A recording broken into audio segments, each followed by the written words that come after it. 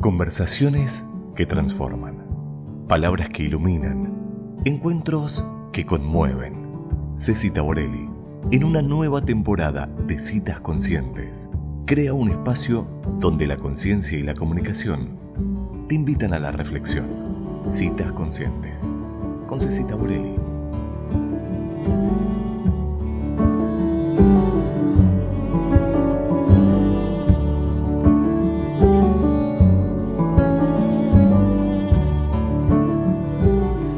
Cuando nos encontramos frente a un nacimiento, al inicio de una vida, normalmente rebosamos de alegría, de entusiasmo, hay un espíritu de celebración.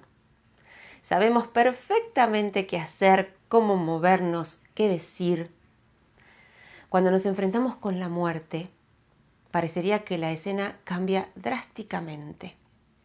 Nos confunde, nos duele, nos incomoda. Lo curioso es que estos dos eventos son partes innegociables de nuestro contrato de existencia.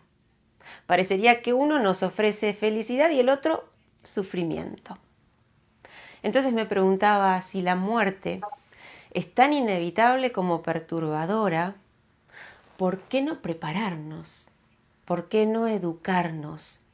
Para poder transitarla, porque nadie se escapa de ella, con dignidad, con amor, con valentía, con claridad. Y para esto, y para conversar en profundidad y con sabiduría de lo que conlleva hacer este tránsito, tengo aquí a mi maestra, literal y simbólicamente, mi querida Carla Calvi. Bienvenida. Mi vida, buen día, hola, ¿qué tal? ¿Cómo estás? Gracias por invitarme y hermosa tu introducción, porque creo que la muerte se hace aterradora porque justamente no tenemos información, justamente no nos educamos, ¿no? No nos preparamos para morir. Y la muerte tiene tanto, tanto para enseñarnos, tanto para mostrarnos en la vida, que estamos desperdiciando ahí algo bastante importante. Mira, a mí también me gusta pensar en esta introducción que hiciste, ¿no? De que el nacimiento es toda alegría y la muerte no, pero en realidad lo que pasa es que cuando el bebé está naciendo, saliendo de ese lugar tan cálido, tan completo como el útero de mamá, la pasa mal, traumático. Es una situación traumática para ese bebé, traumática, pero alrededor hay mucha alegría. Y la muerte, yo que he acompañado a muchas personas a morir, sucede lo contrario. Quien muere, la muerte en sí, la muerte, el momento de morir, es muy agradable para quien muere. Y lo desagradable es para quien lo acompaña. Entonces, pasa eso, ¿no? Esa contrariedad.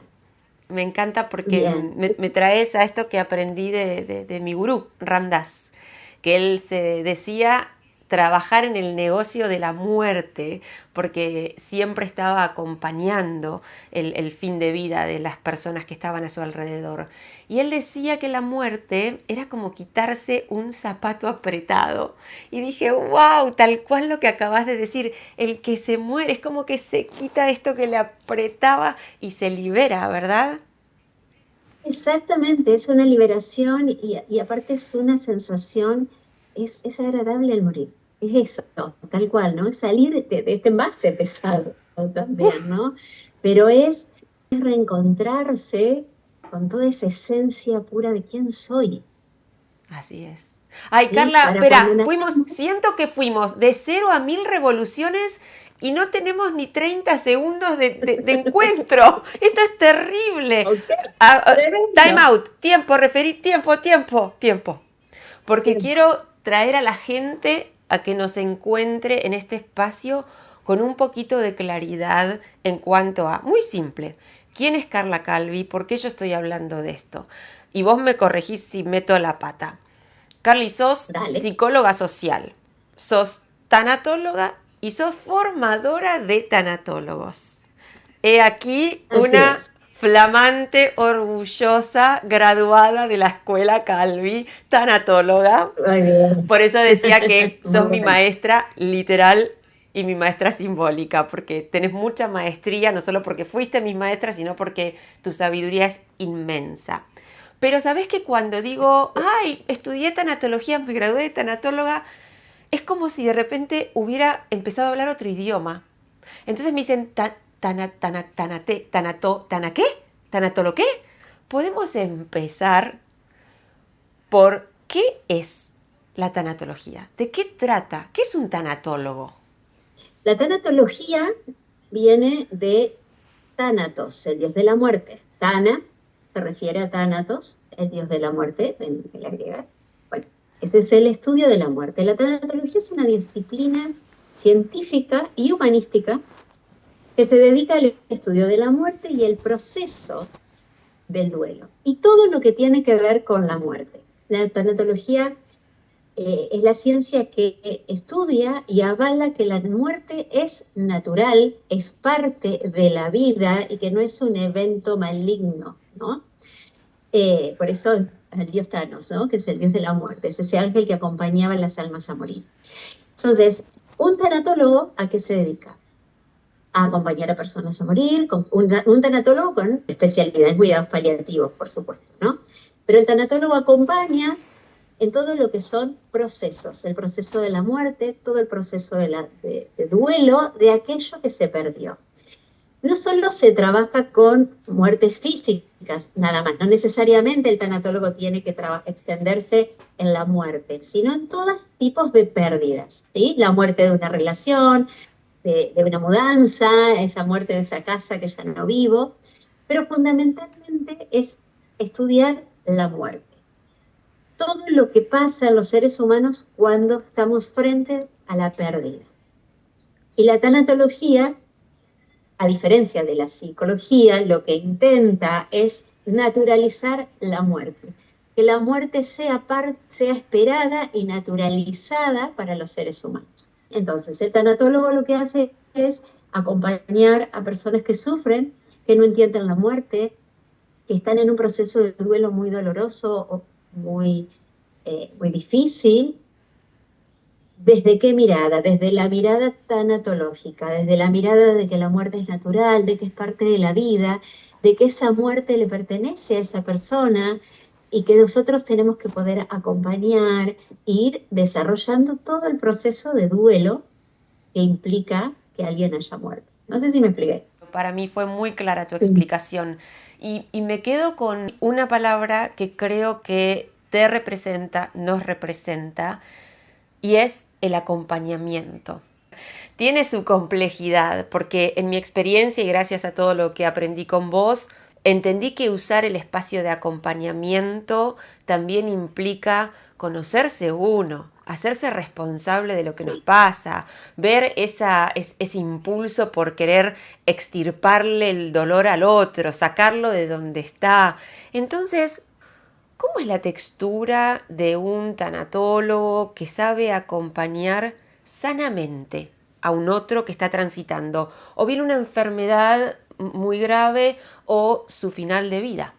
La tanatología en esencia es brindar un acompañamiento y una guía adecuada en el momento más difícil de los seres humanos, ¿no? Que es cuando vamos a morir o cuando muere alguien que amamos. Es tan importante esto porque el tanatólogo lo que necesita es, en primer punto, entender que la muerte es parte de la vida. No me tengo que asustar frente a la muerte. Eso no significa que no me duela, no significa que no me asuste, no me duela, no sufra, pero sí que no me sorprenda. ¿Sí? Un tanatólogo no se sorprende porque alguien muere, un tanatólogo entiende que las personas mueren. Nos podemos sorprender por la forma en que llega la muerte, pero no porque muera. ¿Sí? Entonces, un tanatólogo tiene que saber, en esencia, trabajar mucho y estudiar y entender por qué la muerte es parte de la vida. Pero por otro lado, es tan importante esto, es que el tanatólogo debe respetar la vida y la muerte del otro y las creencias del otro. Porque a veces esto que vos decís es, sí, quiero extirparle el dolor y a lo mejor lo que yo creo con respecto a la muerte y la vida a mí me hizo bien, a él también, y se lo quiero imponer, y esa persona está en otro proceso quizás, o cree en otras cosas. Y la muerte es un momento tan frágil y tan poderoso, donde la persona está tan vulnerable, que fundamentalmente un tanatólogo tiene que ser respetuoso y empático de lo que el otro está viviendo y acompañar en ese proceso, en su proceso, y orientarlo, ¿no? El tanatólogo es el que tiene la velita, la lucecita ahí, que te va diciendo, vamos por acá, por acá te va a ser bien, por acá va a ser saludable, pero no me meto en las creencias del otro, sino que acompaño en la creencia del otro, siempre y cuando no sea dañino, ¿sí? Pero fundamentalmente es ayudar a que esa persona pueda entender que lo que está viviendo no es un castigo, no está mal, es doloroso, sí, pero es parte de su vida y es parte de su existencia, y eso es muy valioso. Todos los tanatólogos tenemos que saber que la vida del otro es valiosa, pase lo que pase dentro de ella. Nosotros tenemos que acompañar para dar luz, para que eso que suceda no lo destruya, sino que construya. ¿Sí? Wow. Que lo ilumine, que pueda avanzar sobre eso. Y es darle un sentido, es encontrarle ese sentido, ¿no? Y que la persona pueda entender que se está transitando los últimos momentos de su vida. Es muy valioso, es muy importante. Y hay un montón de cosas que tiene que pensar, y hay un montón de cosas que tiene que sentir, y los tenemos que ayudar a que eso sea lo más saludable posible, sin mentiras, sin inventar, con la verdad, porque nuestro cuerpo siempre sabe la verdad, ¿sí? Entonces, es poder acompañar, y sé si es un momento tan maravilloso cuando se puede acompañar de esa manera, porque yo siempre digo, no es un privilegio, porque es poder ver cómo la persona puede ir comprendiendo que su vida se acaba y que da miedo, pero se está acabando, hay que hacer algo con ello, ¿no? Y poder acompañar en ese sentido, en ese momento. Me venía a la mente la frase de que nadie puede vivir tu vida, nadie puede vivir por vos y tampoco nadie puede morir por vos. Me parece tan No, importante que cuando acompañamos a un otro en el fin de vida o a través de una enfermedad, ser conscientes de que estamos ahí para acompañar, pero no para controlar, manipular o manosear la experiencia del otro, porque exacto. ahí es cuando el egoísmo nos toma, ¿no? Y ya, yo te digo cómo se hace esto. Yo qué sé si yo no me estoy muriendo ni estoy enferma, pero te voy a No, decir, pero sí, exacto, pero sí sé, porque me preparé como tanatólogo, lo que puede pasar, lo que podemos evitar, ¿sí? Cómo podemos prevenir que estés sufriendo, que entiendas la diferencia, ¿no? Entre el sufrimiento y el dolor, ¿sí? Que el dolor va a ser inevitable, pero el sufrimiento lo podemos evitar, y esa es la tarea tanatológica, evitar ese sufrimiento. Y es esto, ¿no? Lo estás diciendo clarísimo, Ceci, esto de no podemos morir por el otro, pero sí podemos ser parte de esa muerte y darle luz, porque es eso, es acompañar y orientar. Y es orientar por dónde sí, por dónde no. Aparece mucho cuando las personas se están muriendo esto de que me perdone, que no se muera enojado conmigo. Y a veces no es posible, porque a veces la persona realmente está enojada y el tiempo que le queda no le alcanza para hacer el proceso para perdonar.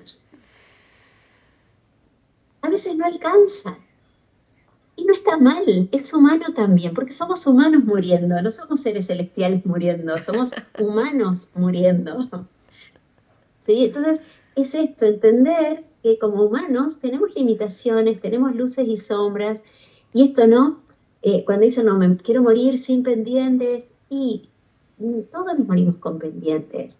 Lo importante es entender que ese pendiente que tengo en mi vida, así sea una pavada o algo trascendental, es mío, y es parte de mi experiencia, y es parte de mi vida, o es parte de su experiencia y de su vida. Y tiene un valor, y si quedó pendiente, algún sentido habrá. Respetemos.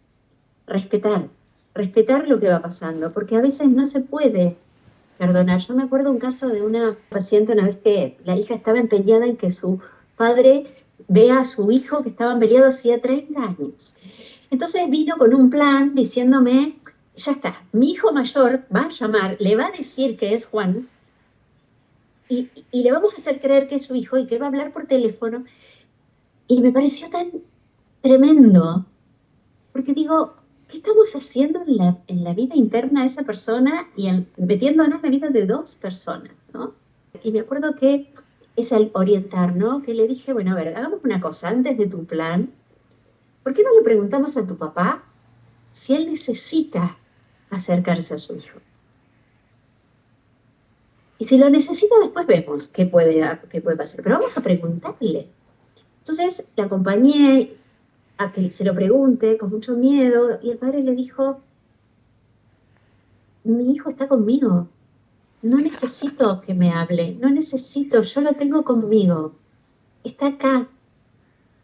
¿No? Te cuento y se me está, recuerdo, ¿no? Y todo lo que te cuente a mí se me pone piel de gallina, porque me decía, mi hijo está conmigo y lo que yo estoy sintiendo en estos momentos, estoy tan cerca de cada uno de ustedes, aunque no estén acá, porque eso pasa.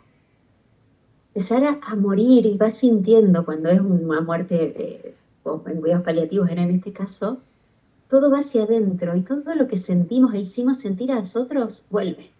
Somos eso antes de morir. Yo no necesito nada. Y sí le dijo, solo necesito saber si él lo necesita.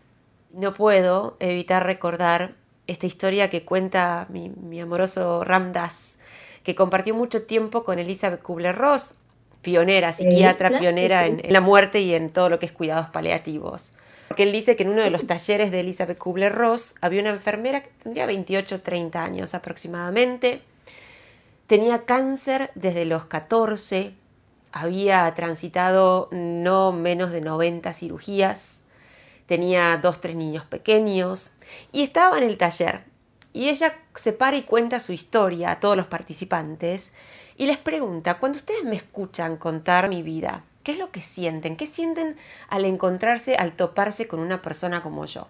Entonces Kubler-Ross, que tenía una pizarra, empieza a tomar registro de todas las cosas que la gente comentaba. Pena, enojo, enojo con Dios, frustración, impotencia, una cantidad de sensaciones. Cuando termina el ejercicio, la enfermera los mira a todos y dice, qué interesante lo que acabo de escuchar, porque lo que ustedes hicieron es reaccionar a una historia mía, a un valor simbólico que le asignaron a lo que a mí me pasa. Pero nadie me habló a mí, nadie me está viendo y yo soy invisible porque soy presa de una historia con la que la gente parece contactar, pero yo estoy detrás de la historia. Entonces, esto que me contás, Carly, de esta voluntad, que no dudo de que la voluntad que tenía esa persona de traer el hijo, de ponerlos en contacto, sale desde un buen lugar, desde un lugar noble, pero digo, hay un ser humano detrás de esa historia que tenemos que respetar, al que hay que preguntarle, ¿qué te sucede? Que hay que mirar. Exacto. Hay que mirar y hay que encontrarlo. Lo que pasa es que como no estamos educados en la muerte, tampoco estamos educados en el dolor. Nuestra sociedad está planteada a dolor out, ¿no? Entonces, todo está armado para que no veamos sufrir, no veamos dolor, ¿no? Por eso también es tan difícil que registren la tanatología y que digamos tanatología estudio de la muerte. Ups, ¿qué es eso? Chau, me corro, porque tiene, claro, tal cual. A ver si me contagian. Sí.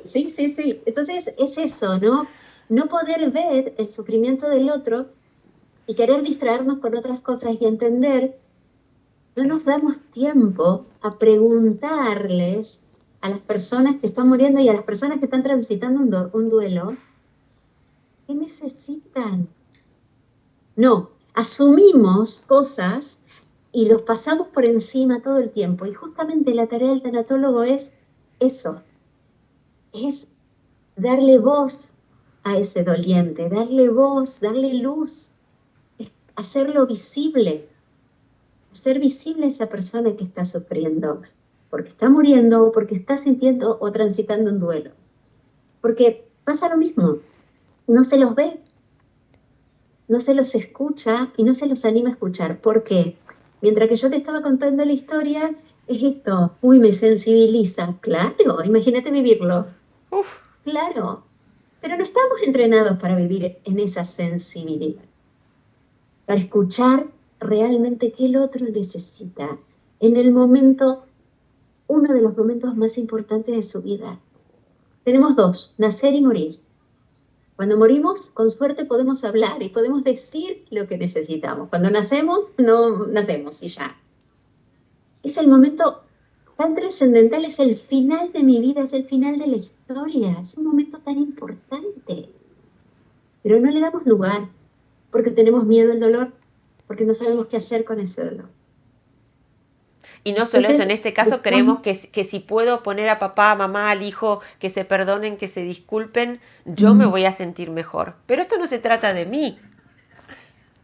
exacto, ahí cuesta verlo. ¿Por qué? Porque en realidad a las personas que más nos cuesta acompañar en el dolor es a las personas que más amamos, por falta de educación. ¿Qué pasa normalmente, no? Y acá me meto en el acompañar a niños a morir. A los papás les cuesta muchísimo acompañar a sus hijos a morir. ¿Por qué? Porque aman tanto, porque tienen tanta expectativa, porque quieren tanto, que no pueden a veces y hay que ayudarlos y cuando lo hacen es maravilloso y es recontra difícil para ellos hacerlo, poder ver qué es la historia de ese niño y qué ese niño está necesitando decir.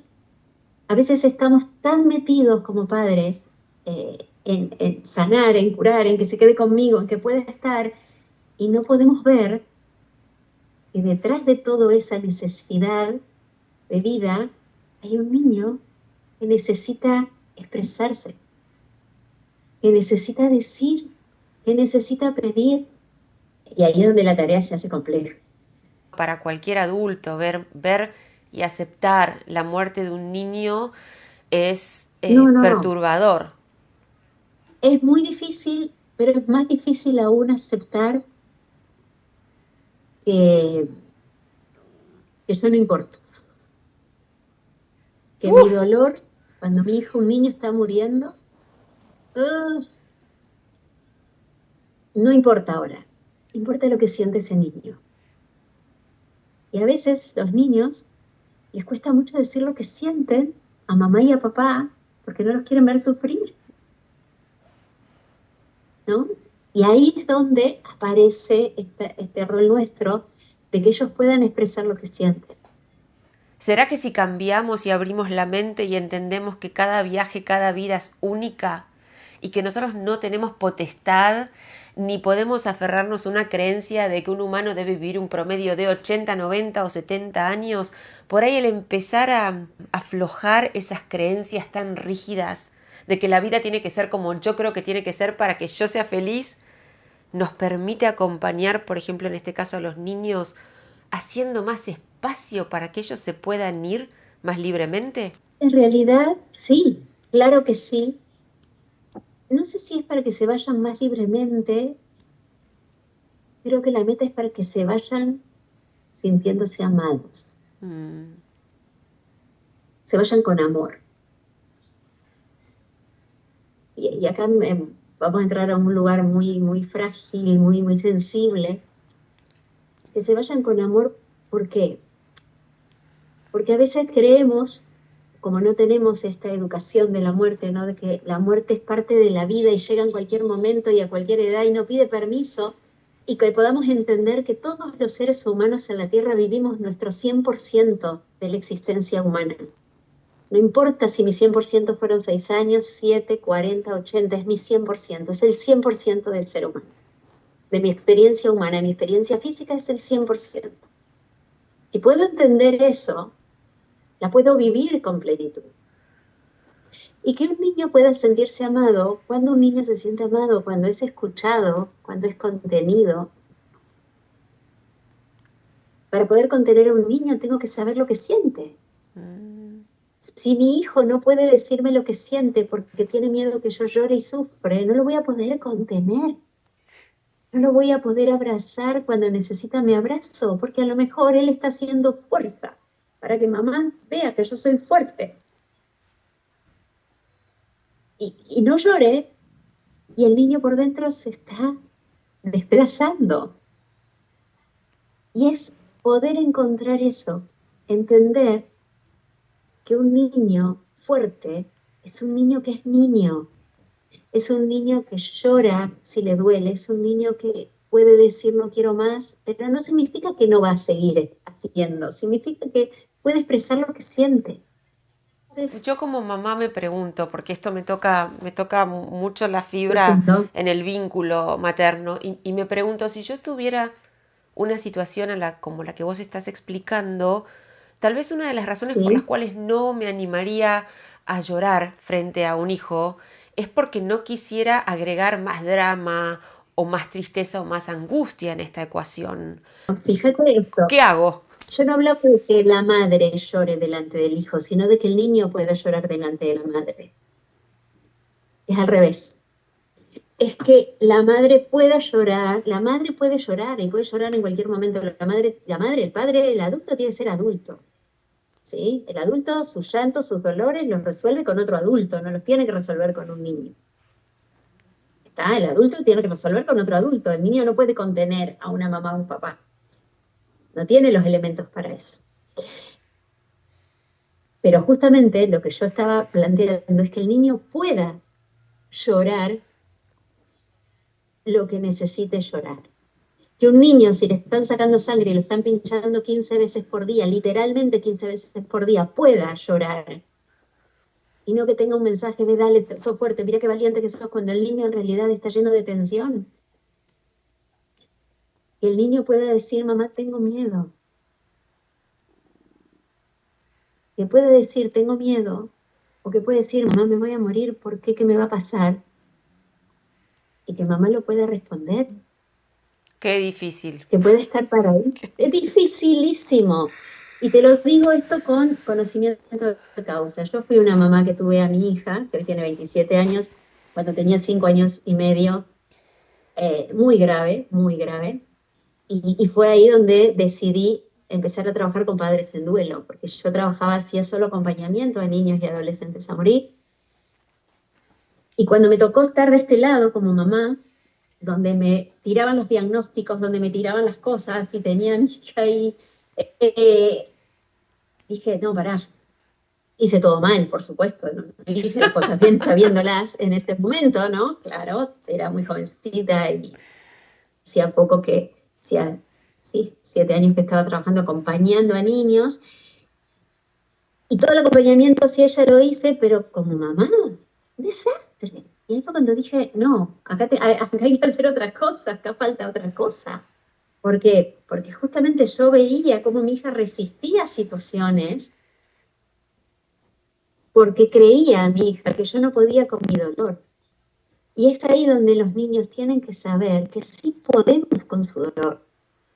Y si no podemos, podemos igual, porque somos mamás y porque somos papás, ¿Y qué se le ¿no? dice? Es eso. Dame ejemplos de, por ejemplo, comunicación efectiva en esas Por circunstancias. ejemplo, me ha pasado mucho siempre esto, el niño viene y me dice, vos me vas a decir la verdad de lo que me pasa. Mm. Vos me vas a decir la verdad porque no quiero que me mientas, yo quiero saber lo que me va a pasar. Entonces, siempre digo lo mismo, si una mamá o un papá no puede decirlo y está perfecto que no lo pueda decir, que busque ayuda, pero que no mienta, que no tape, que no anule, que busque ayuda, que busque a alguien que lo pueda decir, que le pueda explicar al niño lo que pasa, que lo pueda anticipar, que lo pueda prevenir, que le pueda explicar que mamá llora, está triste, pero que es grande, que puede, que no, él no tiene la culpa. Esto es tan importante que un niño sepa que no tiene la culpa de que mamá esté llorando, que no pasa nada, que no tiene la culpa por su enfermedad lo que está sucediendo. Entonces ahí es donde se explica otra transformación. ¿Sí? Entonces, ejemplos concretos es esto, es, ¿qué me va a pasar? ¿Me voy a morir? Pero sí, sí sé qué va a pasar, sí, probablemente sí, no sabemos cómo ni cuándo, pero acá estoy para vos. Terminar de decir eso y por supuesto que me voy al baño a llorar y a gritar como una loca, claro que sí, claro que sí. Y también puedo llorar delante de un niño, pero no esperando que me consuele, sino mostrándole que él también puede llorar si está preocupado o está angustiado. Y esto pasa, es aplicable en el proceso de duelo también. Cuando tenemos un niño en duelo, mostrarle que estoy llorando y cuando me dice, está llorando, cuando le decimos, no, nada, nada, no pasa nada. No, sí pasa. Estoy llorando porque estoy extrañando a alguien, porque extraño a la abuela, extraño a mi marido que murió, lo extraño, pero ya se me va a pasar y todo va a estar bien. Por más que no lo sienta como adulto, es lo que le tengo que poder explicar a un niño. El niño siempre necesita sentir que hay un adulto que sabe. Y si no sabe, va a aprenderlo. Es eso, es esa contención. Entonces, es poder acompañarlos escuchando, ¿sí? Pero vuelvo a decir, siempre tiene que estar la cadena de acompañamiento. Un niño es cuidado por un adulto y un adulto es cuidado por otro adulto. Y en estas situaciones tan complejas y tan difíciles de la vida, no podemos solos.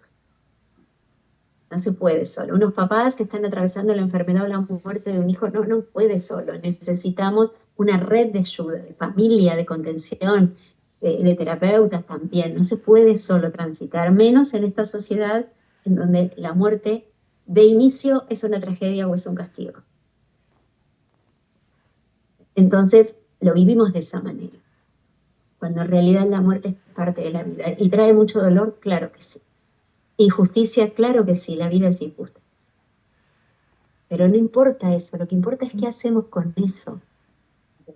Creo que una de las Sí, claves más importantes que mencionaste es la posibilidad de expresarnos y de dejar expresar al otro, de no exacto. reprimir, de no censurar.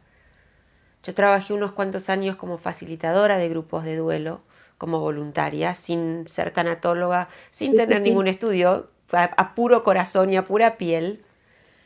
Y la verdad es que de todas las personas que compartían lo difícil del proceso de duelo, todas coincidían en que el hecho de poder estar en un grupo que los contenga, que hayan pasado por experiencias similares, que sean escuchados, que otros compartan sus dolores y que sean escuchados no para corregir, no para sacar, no para sanar, sino por el solo hecho de escuchar y de hacer espacio, fue lo más sanador que ellos pudieron vivir. Exacto, porque en la escucha activa aparece la validación, ¿no? Cuando a mí vienen los pacientes y me dicen, siento esto, y me lo dicen despacito, como diciendo, espero que esté bien lo que siento, ¿viste? Y les digo, y es normal, es perfecto, ¿cómo no vas a sentir culpa, miedo? Es perfecto, es normal. O cuando a veces los papás o los hijos muere alguien y dicen, ay, pero una parte mía siente alivio, y está bien, es validar lo que siento, no asustarme por lo que estoy sintiendo. En esa escucha activa, por eso los grupos de apoyo de duelo son tan valiosos, aparece la validación. Y cuando aparece la validación, viene la paz y empezar a decir, uy, no está tan mal lo que me pasa. Y sé si eso pasa porque no hay información, Así es. no hay información. Entonces, creemos que si me siento bien un poquito, ya estoy haciendo algo mal. Si siento culpa, o sea, si siento culpa soy culpable, ¿no? Cuando tenemos que entender que el proceso de duelo y el proceso de adaptación a una pérdida de algo, de alguien que amo y que simboliza muy valioso para mí, es doloroso. Y como toda situación dolorosa, trae confusión, trae un montón de sentimientos encontrados, contradictorios, y que están bien, ¿no? A veces al doliente lo que más le cuesta entender es que estar triste, sentirse mal, tener dolor es estar bien en el proceso de duelo, ¿no? Es como que entiendan eso. lo que está mal, lo que hace mal en realidad es el exceso, cuando todo eso se queda, se enquista, se detiene y ahí entramos a duelos patológicos, ¿no? Cuando nos quedamos detenidos en una emoción, en un sentimiento, cuando no podemos avanzar en el proceso de duelo, aparecen los duelos patológicos y ahí es donde quedamos enquistados. Pero la muerte de alguien que amamos no tiene por qué ser eh, generadora de la destrucción de mi vida. ¿Sí? Hay personas que desarrollan duelos patológicos y a veces las personas que los ven de afuera dicen, uy, quedó esta persona detenida, la muerte de su padre lo mató en vida, ¿no? No, la muerte de su padre no lo mató en vida, sino es el proceso que no está haciendo lo que lo está dañando en vida. Está probablemente en un duelo patológico en donde no está pudiendo resolverlo y necesita ayuda.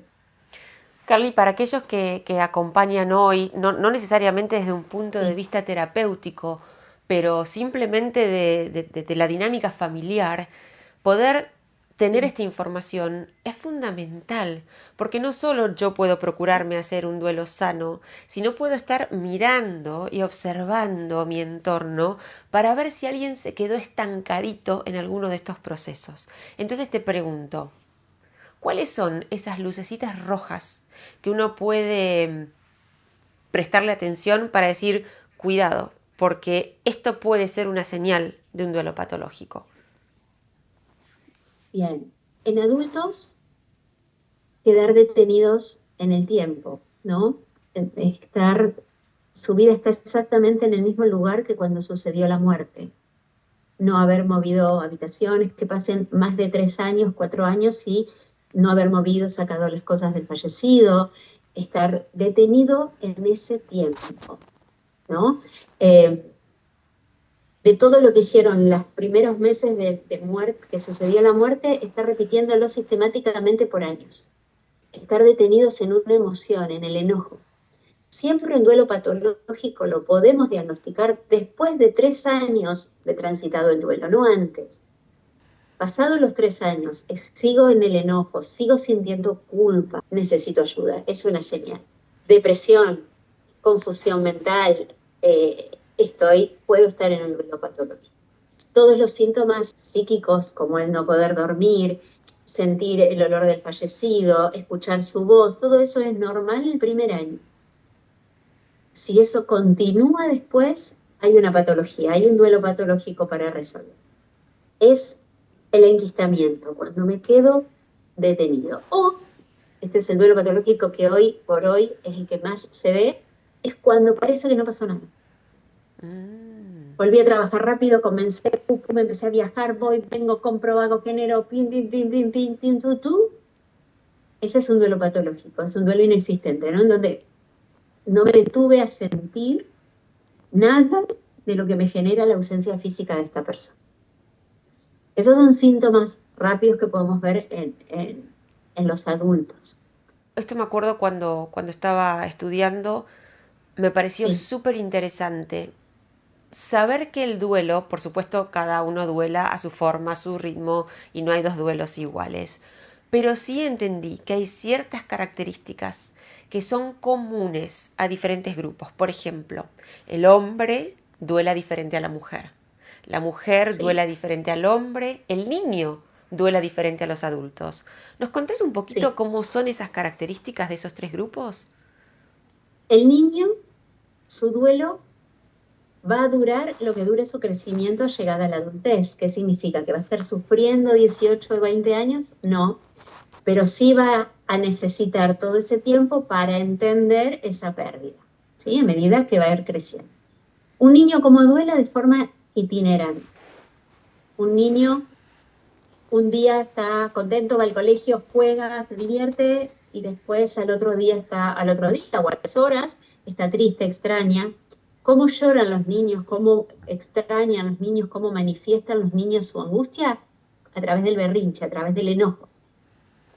¿Sí? Cuando un niño hace berrinche, se enoja, no lo podemos mantener controlar, ese niño está llorando, está sintiendo dolor, tristeza, tenemos que habilitar.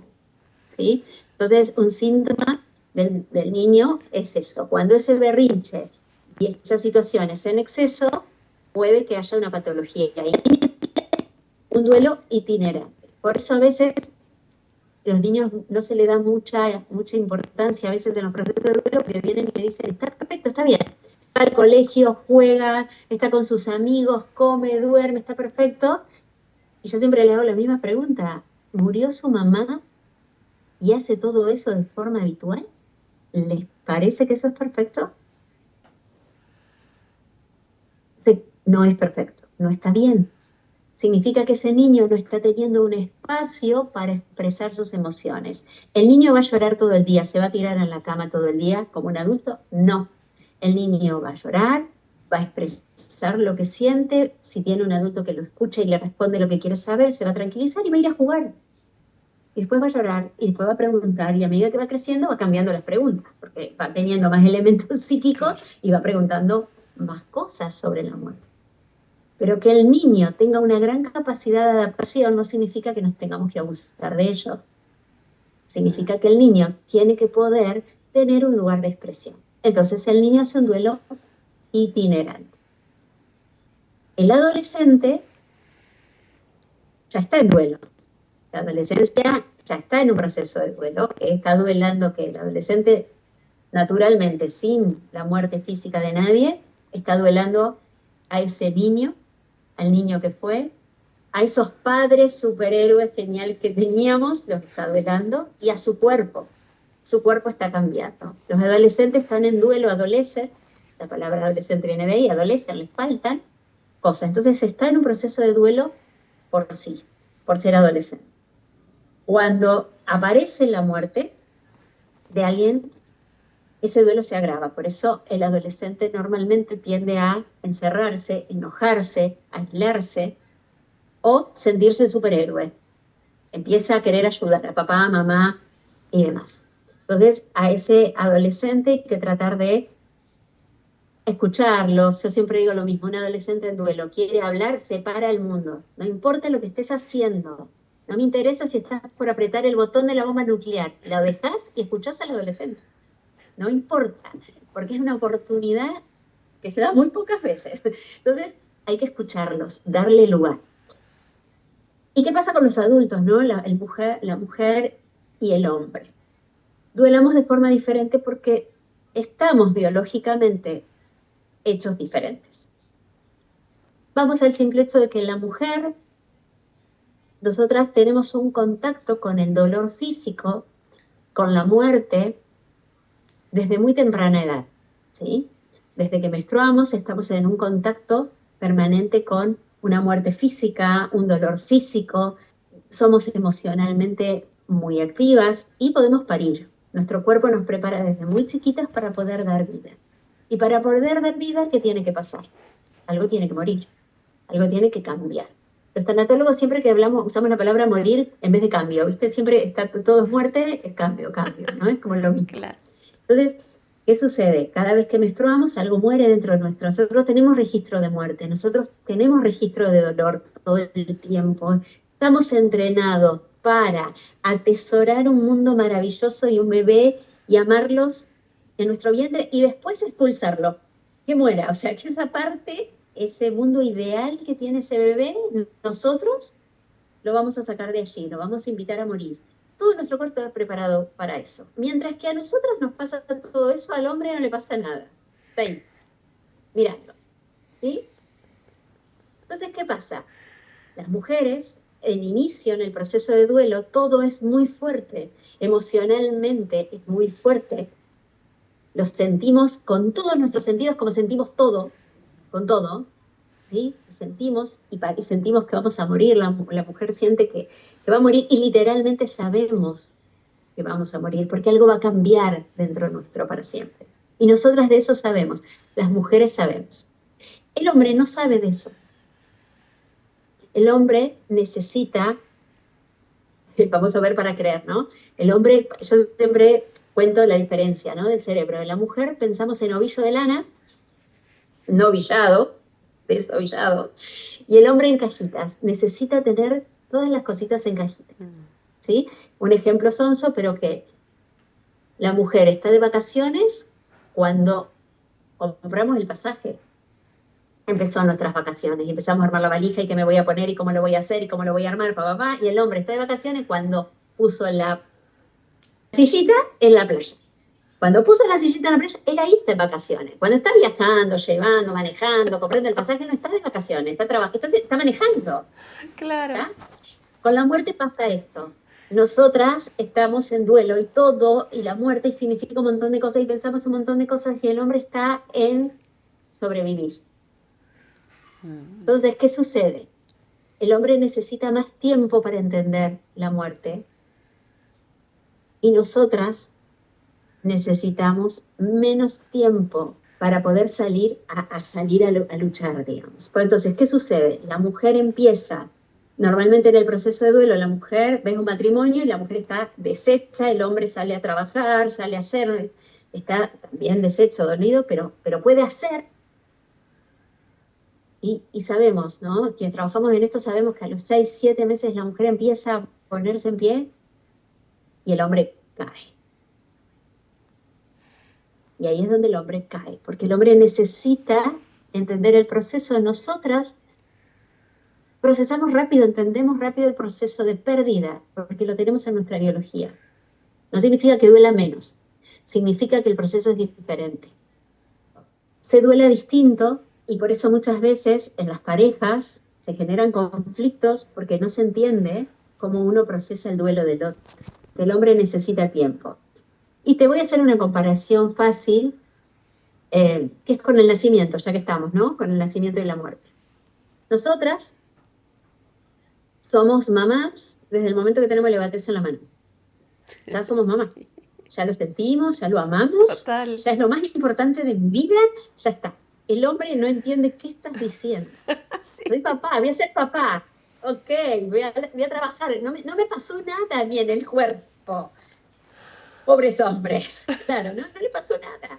Entonces el hombre, cuando nace el bebé, nosotras ya 9 meses, imagínate, la eternidad, esa flor de piel, al hombre no le pasó nada. Vio que te crecía la panza, sin entender mucho, pero en su biología y en su cuerpo, en su integración, no cambió nada.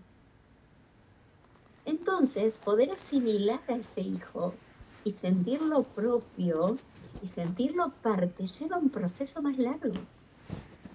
Hasta que le dice papá, se queda dormido con él, le da la comida y ahí empieza ese vínculo y empieza a sentirse papá.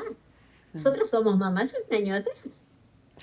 Me encanta y me parece tan importante ser conscientes de esto porque también es muy relevante la forma en la que nos acompañamos. Vuelvo a la dinámica familiar. Cuando todos duelan, son múltiples duelos bajo el mismo techo. Entonces, saber que mi forma, mi proceso es diferente al de mi hijo, al de mi esposo, es súper importante para no andar encima de que uno ya está dolido, juzgando o agregándose más preocupación porque no está triste, entender que cada uno duela como puede, pero que sí hay ciertas características.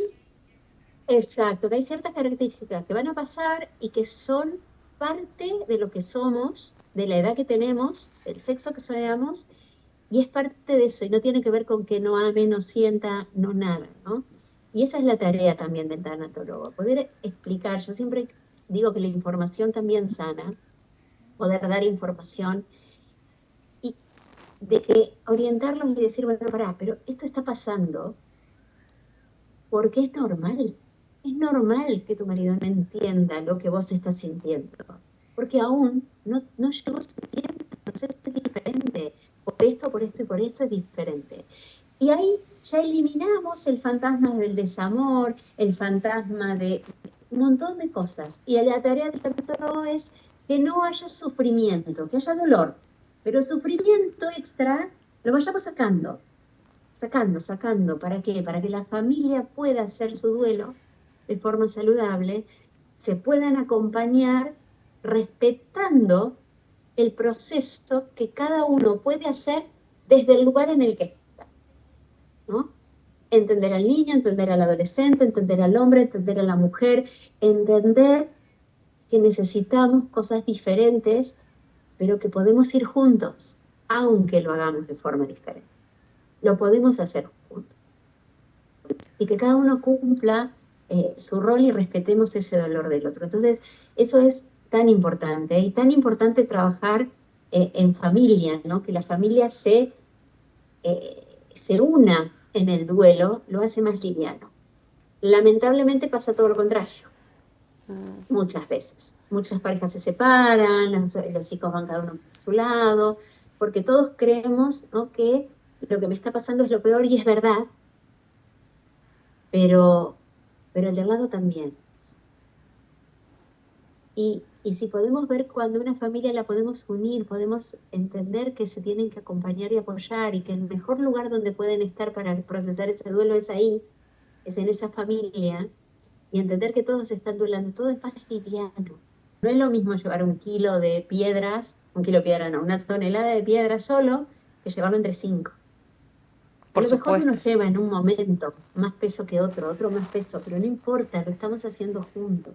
Me da la sensación de que para muchas personas, incluida yo y mi experiencia, el duelo se siente como estar atrapado en una prisión de la que uno quiere liberarse, como si tuviera una sarna que pica y se la quisiera sacar y que pare y que no duela más.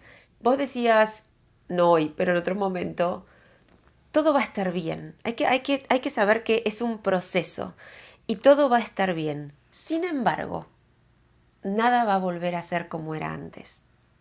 Todo va a estar bien, pero nada va a volver a ser igual. Y cuando yo escuché eso, me habilitó un espacio nuevo, porque dije, ok, esta sensación de asfixia, de ahogo, de miedo que tengo, de cómo va a ser la vida sin... va a estar bien, pero no puedo pretender ni esperar que todo siga igual. Entonces Ram Dass dice algo que es hermoso, dice, para ser libres, o la analogía de ser libres, es subirse a un avión y lanzarse al vacío sin paracaídas. Pero para ser auténticamente libres hay que subirse a ese avión, lanzarse sin paracaídas y sin tierra donde aterrizar. Y esto lo digo porque entiendo que cuando uno sabe que el proceso de duelo me lleva a tener indefectiblemente que crear una nueva realidad, es un montón, pero es liberador Eso, saberlo de antemano. de poder ver esto, nadie volvió igual después del dolor. Ningún ser humano vuelve igual después del dolor, pero los seres humanos vivimos en un mundo polar. Tenemos dos polos, tenemos la luz y la oscuridad, tenemos el día y la noche. El dolor es un domador de voluntades, absolutamente. Nadie vuelve igual, pero como vivimos en este mundo polar, me puedo construir con ese dolor o me puedo destruir. Y esa es la decisión que todo doliente debe tomar. Esto que pasó es muy doloroso, todo va a estar bien, nada va a ser igual, pero depende de cómo decidas transitarlo. Y ahí es donde entra la información, porque puedo desarrollar un duelo saludable o un duelo patológico. Y si lo desarrollo patológico, no solo nada va a ser, no va a estar todo bien. Entonces, depende de nosotros, de la decisión que tomemos, qué voy a hacer con eso que me pasa, porque no importa lo que pase, importa lo que hago con eso que me pasa. ¿Qué voy a hacer con eso? Del dolor, no vuelvo igual, no, todo va a estar bien, sí. Si estás dispuesto a hacer todo lo necesario para estar bien. El tiempo solo no hace nada. El tiempo solo pasa. Necesitamos comprometernos con ese proceso. Vos lo dijiste, ¿no? El duelo es estar atrapado y más. Sí, porque el duelo es en la única situación que el ser humano le duele todo. Le duele la psiquis, las emociones, el cuerpo, el pasado, el presente. Todo en su totalidad duele. Es en la única situación en donde sucede eso. Tenemos que saber que es real, es realmente muy doloroso. Pero tengo que elegir qué camino seguir. Si es el del dolor o el de sufrir. Y ahí es donde juegan qué herramientas tiene esa persona adentro para poder transitar, o qué herramientas le ponemos delante a esa persona para que pueda avanzar. es muy importante que sepamos eso, que tenemos que tomar una decisión. Y yo siempre los invito a que tomen la decisión del dolor, de la verdad y duelar la realidad, que es real. Mucho más fácil que Es mucho mentir más fácil, y que armar es mucho más fácil historias. que armar historias, que contarme un cuento, que es mucho más fácil, pero bueno, hay que ser valiente, ¿viste? Hay que hacerlo con miedo, pero hacerlo igual. Pero es muy importante esto, ¿no? Que esto que dicen, esto es cuestión de tiempo. No, el tiempo solo no hace nada, no hace nada.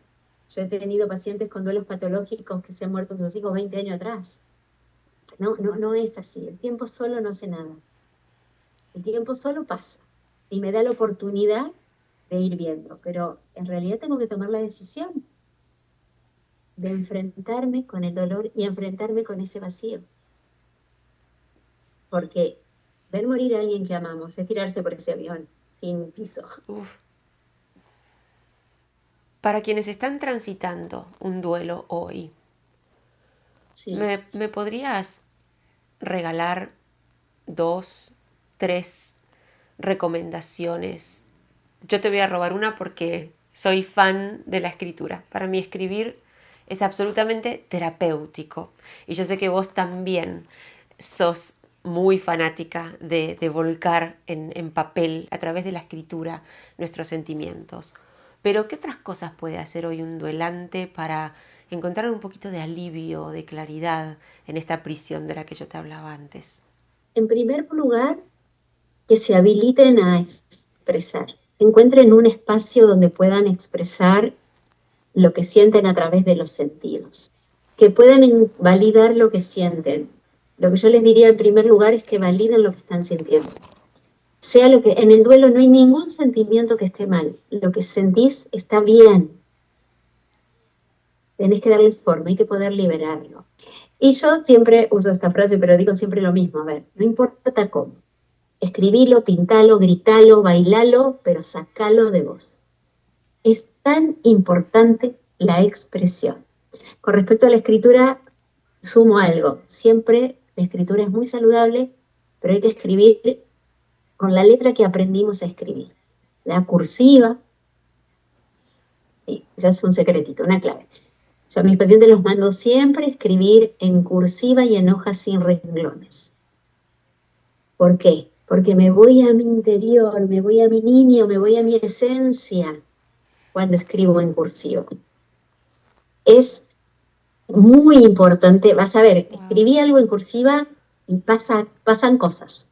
Y en una hoja sin renglones donde no tengo límites, pasan cosas. Pero punto número 1, mi consejo es que se validen ellos mismos lo que sienten, que nada de lo que sientan está mal, que puedan expresar, que se permitan llorar, que no le tengan miedo al dolor, porque el dolor está hecho para ser expresado. Y como dije antes, el dolor es un domador de voluntades. Entonces, que puedan tratarse con amor, que se permitan ser cuidados. Hay muchos dolientes que no quieren molestar, pero fundamentalmente la expresión, Ceci, por Sí. donde sea, que expresen. Y si no tienen un lugar donde expresar, que pidan ayuda, porque es muy importante eso. Y otra cosa es que traten de pensar que la muerte le pertenece al otro y que no es un castigo. Y que no son responsables de que eso que suceda. Muchas veces pasa esto que los detiene mucho a los dolientes en no hice lo suficiente, me estoy culpando, no me alcanzó, no pude. Y está bien que lo sientan, pero no significa que sea cierto. Algo que todo doliente tiene que saber, todo lo que estás sintiendo es válido, pero no significa que sea cierto. Es válido que te sientas culpable porque te enojaste la semana anterior a que muera. Es válido que te sientas culpable porque no llegaste a llevar el remedio que necesitaba. Que lo sientas no significa que sea verdad. Que escuchen música, que no dejen de escuchar música. Si estás en duelo, levántate y poné la Sinfonía 41 y escúchala todo el día. Está hecha para dolientes. Vibra en zonas cerebrales que nos liberan un poco de serotonina y demás, que nos hace bien. No dejen de escuchar música, no importa cuál, porque cuando escucho música el cerebro se conecta con la vida. Y lo que todo doliente necesita es estar conectado con la vida. Y la música, no sé si lo sabes, Ceci, pero yo cuando me enteré fue como, wow, me encantó. Que la música no comenzó como un arte, como así inspirador y hizo una canción. La música era un trabajo. Beethoven y todos aquellos que empezaron a trabajar, trabajaban de hacer música. Lo llamaban y le decían, necesito esta sinfonía para mañana, de tal y tal cosa, y se tenían que sentar y armarla, pensarla. De hecho, la Sinfonía 41 fue hecha cuando el rey de ese momento se le mueren 3 hijos, en esa época morían muchos niños por muchas enfermedades, y le pidió que hiciera esta sinfonía para que su mujer se sienta mejor. Era un trabajo para conectarnos con la vida. Me encanta, me quedo entonces con aprender a validar lo que nos pasa, no juzgarlo, expresar todo lo que nos pasa, es la expresión en cualquier forma, honrar lo que está vivo en nosotros, pensamiento, emoción, y escuchar música. Y otra cosa es que no se queden con los últimos momentos de la persona, no se queden con la muerte. Hay toda una vida vivida que tienen que ir a volver a buscar. Extrañan, vayan a buscar en esa vida vivida de la persona que murió. Quédense con lo que sí tienen, no con lo que no van a tener. Como si esa presencia, esa persona en la vida hubiera sido reducida al momento de la muerte. Y digo, qué injusto no usar el nacimiento o el aniversario de su muerte para revisar cada hoja del libro de la vida de esa persona. Y esa es otra invitación, ¿verdad? Exactamente, sí. Con lo que sí vivieron, con lo que sí compartieron, con lo que sí, con los sí de la vida, no con los no, con todo lo que sí tuvieron. Y no hay regalo ni tesoro más grande, ni herencia más grande que la vida vivida de un ser humano que amamos que murió. Y recuperarla. Y lo que suele pasar cuando muere alguien que amamos es que nos enteramos de un montón de cosas que no sabíamos. Viene el amigo y nos cuenta de esto, viene el otro, viene y nos cuenta, es como que esa historia y esa biografía se hace más grande y más valiosa. Entonces, quedémonos con lo que sí, con lo que sí tengo, con lo que sí viví, con lo que sí que sentí y no con lo que no voy a tener. Me encanta, me quedo con eso porque creo que también para los que estamos hoy aquí en esta encarnación con vida y respirando, nada nos haría más felices que saber que cuando ya no estemos, lo que van a recordar es todas esas páginas, no solamente la última de nuestro libro de vida, todas. Y si son las más lindas y las más divertidas, mejor. Por supuesto, por supuesto. Por eso tenemos que vivir una vida que valga la pena ser recordada. Con esa frase que me dejaste es el broche de oro para este encuentro. Para mí, Carla, sos una maestra. Es sensibilizador escuchar los testimonios de personas a las que acompañaste durante estos momentos tan oscuros en esta etapa de la vida y escucharlos decir, salí del otro lado del túnel, pude volver a ver la luz gracias a tener una persona que supo acompañarme, que supo guiarme. Así que en nombre de todas esas personas que acompañaste y en nombre de todas las personas que hoy están sabiendo que hay gente profesional que tiene experiencia en cómo acompañar estos momentos de la vida, te agradezco de todo corazón, Carla. No sé si hay algo con lo que quieras cerrar, pero muchísimas gracias de verdad. Gracias por este espacio, gracias por tu energía, por tu dulzura, ¿no? Repetir lo que dije antes. Todo lo que vivamos, todo lo que hagamos, todo aquello que hagas dé un fruto. Eso es disfrutar. Que te dé un fruto a vos o un fruto a otro para alimentar. Y bueno, y haber acompañado a tantas personas es un privilegio tan grande y bueno, creo que sabes que lo hago con mucho cuidado y lo valoro muchísimo. Pero también valoro mucho a las personas como vos que con tanto amor y con tanto cuidado difunden esto y lo cuidan tanto para comunicarlo. Es tan valioso, Ceci, eso. que te lo quiero agradecer inmensa. Gracias. Gracias, Muchas gracias a vos. Iba a decir que valga la pena, pero voy a decir que valga la felicidad y la plenitud, vivir y morir. Gracias a todos y gracias a vos, mi querida Carla. Gracias inmensamente. Un abrazo enorme. Gracias.